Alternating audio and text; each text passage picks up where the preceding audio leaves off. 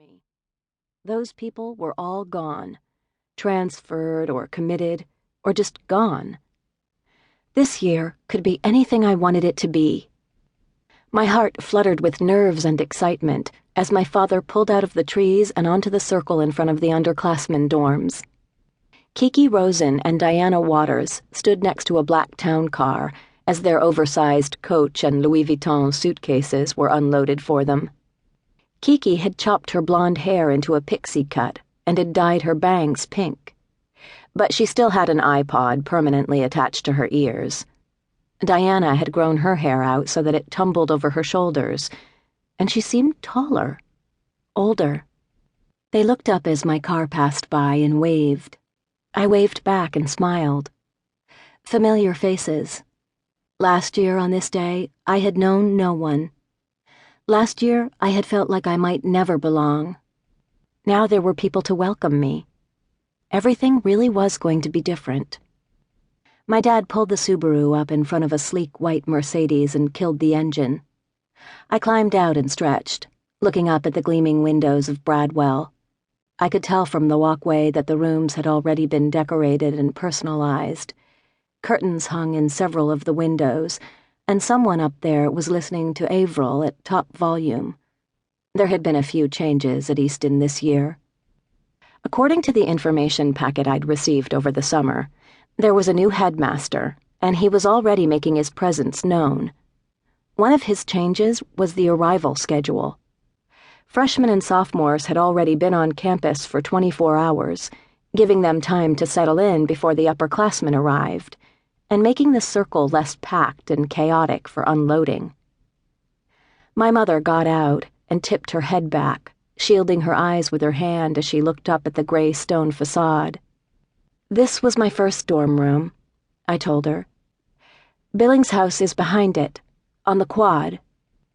Just saying the word Billings brought on a rush of anxiety. I had almost died there. Someone who I'd thought was my friend had actually attempted to murder me on the roof. The very person who had killed the guy I loved. Or thought I loved. I wasn't sure if I'd ever know how I'd really felt about Thomas Pearson, now that he was gone. My fingernails dug into my palms again. Billings wasn't that place. Not anymore. Ariana was gone.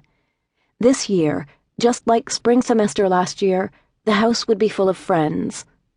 A light breeze tossed my hair back from my face. I looked up at the sun and smiled. It was a new year. I took a deep breath, letting hope crowd out the fear. "Well, that's everything," my father said, slapping his hands on his jeans. "These other girls sure have a lot of stuff." I looked up and down the line of cars. There were mountains of luggage and electronics and plastic boxes and linens. My 2 bags, new leather backpack, and bed in a bag did look sorry in comparison. I reached into the car and pulled out my laptop case. It and the computer inside it had been gifts from Natasha at the end of the summer. "A girl who wins first honors for 2 straight quarters cannot be seen writing all her papers at a library computer," she'd told me. "You are not a cave person." Yes, after 2 unstellar quarters at the beginning of the year, blame all the drama, I had come back in the spring with academic vengeance and taken firsts in both March and June. Natasha, overachiever that she was, had been so proud. I smiled now, thinking of her, of how much I'd miss rooming with her. My nerves sizzled with anticipation, wondering who my new roommate would be. I hoped it was someone good, someone normal, someone I could be friends with. "Everything okay, kiddo?"